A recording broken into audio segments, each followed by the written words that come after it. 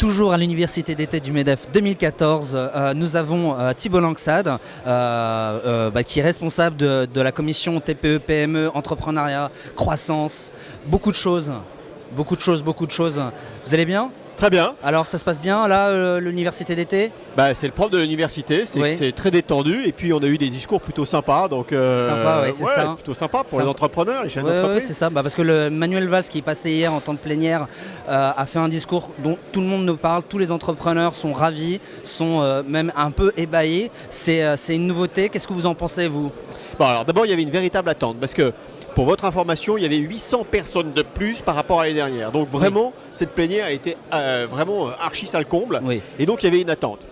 Moi j'ai trouvé déjà que cette attente, il y avait un esprit qui était plutôt favorable parce que très vite, il y a eu des applaudissements et puis on est rentré dans une logique.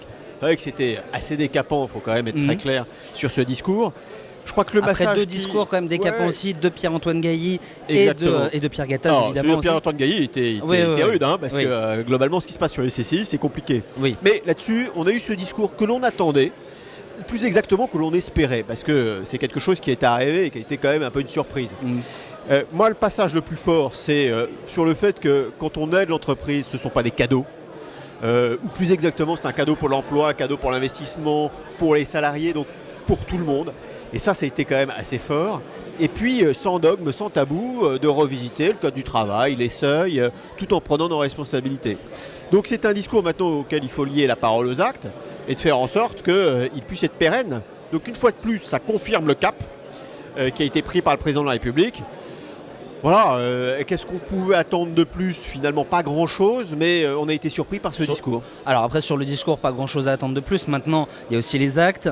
Bientôt vont s'ouvrir les négociations sur le prochain budget. Vous, dirigeant de la commission TPE, PME, entrepreneuriat, j'imagine qu'il y a des dossiers qui sont plus prioritaires que d'autres. Quels sont vos sur le budget, il n'y aura pas de surprise. Oui. Sur le budget, ça a été voté lors du PLFFR. Où le pacte de responsabilité est passé. Donc sur la partie fiscale, pour le prochain budget, tout est inscrit dans le pacte de responsabilité, sur la pérennité du CICE et sur les baisses de charges fiscales pour les entreprises. En revanche, il faut accélérer les réformes de simplification. Et puis il va y avoir à la rentrée une discussion sur la modernisation du dialogue social. Et là, ça va concerner toutes les entreprises. TPE, PME, start-up, ETI, grands groupes. Et il faut faire en sorte que les seuils, qui aujourd'hui sont un frein à l'embauche, mais ne doivent pas devenir un frein au dialogue social, puissent être revisités sans tabou. Et donc voilà. Qu'est-ce que vous proposez ? C'est la suppression, c'est plusieurs choses. D'abord, on va proposer au mois de septembre une vingtaine de mesures starter turbo pour les PME, de façon extrêmement concrète et qui accompagnent la dynamique 1 million d'emplois. Donc dès le mois de septembre, on est dans cette logique-là. Aujourd'hui, à l'université d'été, on est dans la phase prospective France 2020 qui permet de nous projeter, d'avoir une vision extrêmement dynamique. Et dès le mois de septembre, on enclenche avec des propositions concrètes. Et notamment sur les seuils, qui donnera lieu à une discussion et une négociation, donc on va rester prudent, c'est de faire en sorte qu'on puisse simplifier, peut-être réduire le nombre de seuils, mais conserver un dialogue social pertinent. Ça va être compliqué, il ne faut pas se le cacher. Ça va démarrer quand ça ? Alors ça va démarrer à partir du... Les syndicats et le patronat vont définir un calendrier, un ordre du jour. Ça va être la semaine prochaine, aux alentours du 9. Et puis après, on est sur un rythme de discussion, de négociation où tout le monde va être mobilisé.